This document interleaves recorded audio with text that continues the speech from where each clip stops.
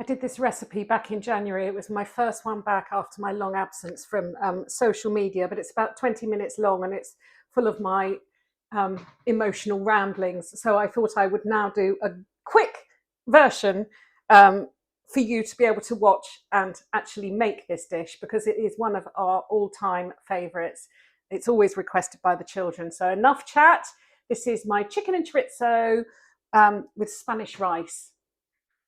Little bit of olive oil in. You need a wide, quite deepish pan because all of the ingredients are going to go in this one pan, and it needs to be oven proof because it's going in the oven.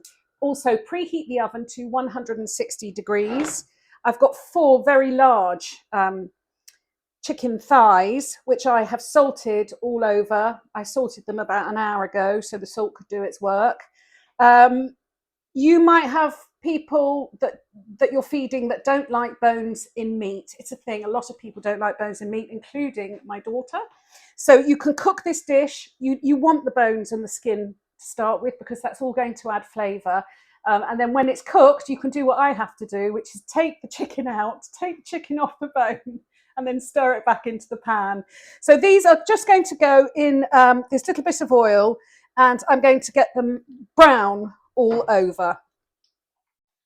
While the meat's browning, I can talk you through the ingredients. So the chicken's on, there's chorizo. I've removed the skin. That's very important. I've removed the skin and roughly chopped it. In here, there's 2 red peppers and 1 onion, finely chopped. I've got some chili flakes. I've got fresh oregano. You can use dry oregano. I've got 250 grams of Spanish rice. It's also known as bomba rice or paella rice. 900 ml of chicken stock, paprika, salt and pepper. Oh, and there's a couple of garlic cloves there. And I will be using I've had a lot of questions about this. This is a truffle slicer. It's never seen a truffle, but it's fantastic for cutting garlic.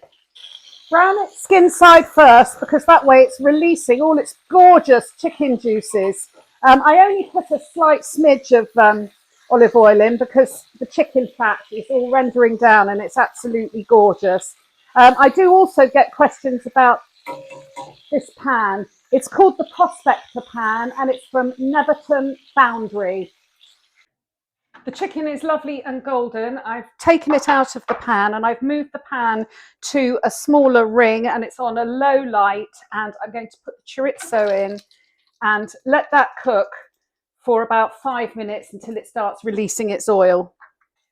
I'm really quite pleased I've put my pinny on because this is really quite spitty. Next thing to go in is 1 onion finely chopped, and 2 red peppers finely chopped. Give it a stir, and then that's going to cook for another 5 or so minutes until the onions are soft.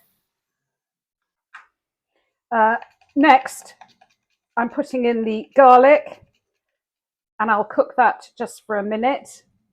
I know this is very pleasing to watch. I love this slicer. I've used this for years. I also love to hear from all you lovely followers because I know quite a few of you have gone out and bought a truffle slicer. Next thing I'm going to put in is I'm going to scatter 2 teaspoons of paprika. I'm not going to be precious about what paprika you use, whether it's smoky or sweet or hot. Just use whatever you've got in the cupboard. You have to be very careful with paprika because it burns. So that's why it's going in last. I'm also, because anyone that watches my films knows I'm a bit partial to chili, so I'm putting in about 1/4 teaspoon plus a bit extra of chili flakes. And lastly, I've got some fresh oregano from the garden, or oregano. I am translating for you, Ron Thompson. You could use dry oregano. And lastly, pour in the chicken stock, bring it to a simmer, pour in the juices, don't waste them. My chicken stock is homemade, so it's got absolutely no salt in. We're going to add salt again later for the rice, but I am going to give this a little bit of extra salt. Put the lid on it. Once it comes to a simmer, put the lid on and let it bubble on the lowest setting for 20 minutes. I've just got to wait. And don't forget to preheat your oven to 160. I've taken the lid off. It's had 20 minutes. I'm now going to scatter the rice all over. You want to try and evenly scatter it. Make sure you don't have any rice sticking to the tops of the bits of chicken that stick out, because they won't cook. You will need a teaspoon of salt, and you want to scatter that over the whole pan. Actually, just a little bit more because I ran out. I have had a few glasses of wine. Now this will go in the oven for 20 minutes, uncovered.